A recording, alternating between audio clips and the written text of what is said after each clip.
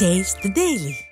சேலத்தில் உள்ள அரசு மோகன் குமாரமங்கலம் மருத்துவக் கல்லூரி மருத்துவமனையில் 4 அம்ச கோரிக்கைகளை நிறைவேற்ற கோரி அரசு மருத்துவர்கள் கோரிக்கை அட்டைகள் அணிந்து பணியாற்றினர்.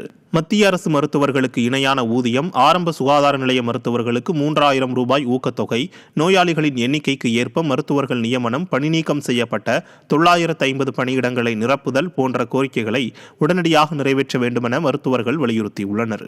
15 நாட்கள் கோரிக்கை அட்டைகள் அணிந்து பணிபுரிந்து ஜூன் 1 தேதி மாநில அளவில் தர்ணா போராட்டமும், ஜூன் 15 மண்டல அளவில் போராட்டம் நடத்த திட்டமிடப்பட்டுள்ளதாகவும் மருத்துவர்கள் தெரிவித்துள்ளனர். ஜூன் மாதம் நாங்கள் நடத்த போகிறோம்.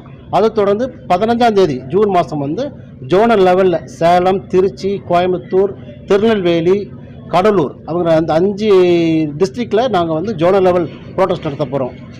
அதுக்கு அரசாங்கம் எங்களுடைய கோரிக்கையை நிறைவேற்றவில்லை என்றால் 29 ஜூன் அன்று நாங்கள் டோக்கன் ஃபாஸ்ட் சென்னையில் நாங்கள் ஒரு ஸ்டேட் லெவலில் ஒரு டோக்கன் ஃபாஸ்ட் நடத்த போகிறோம்.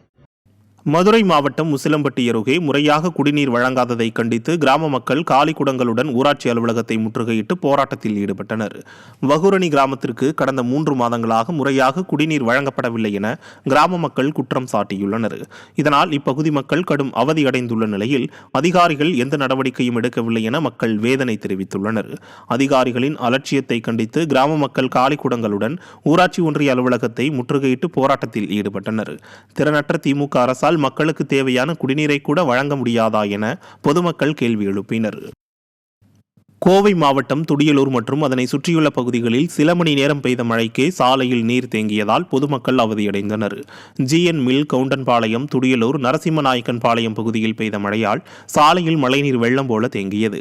மழைநீர் வடிகால்களை முறையாக பராமரிக்காததே இதற்கு காரணம் என குற்றம் சாட்டும் மக்கள் ஸ்டாலின் மாடல் மாநகராட்சி நிர்வாகம் இனிவரும் காலங்களிலாவது முன்னெச்சரிக்கையுடன் செயல்பட வேண்டும் என கோரிக்கை விடுத்துள்ளனர்.